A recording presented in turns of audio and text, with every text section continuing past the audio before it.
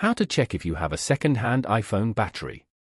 Unlock your iPhone and open the Settings app. On the main settings screen, scroll down and tap on General. In the General menu, tap on About.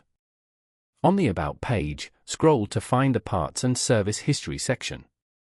When the section appears, look for battery listed within it.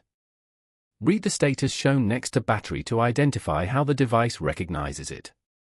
If it displays genuine Apple part, the battery is identified as original or properly serviced.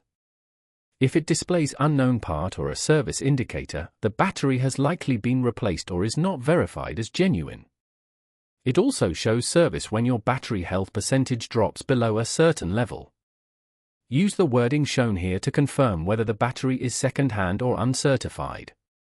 If you want to view additional battery details, you can tap on Battery under Service History. You can see more information here like charging history and other relevant data.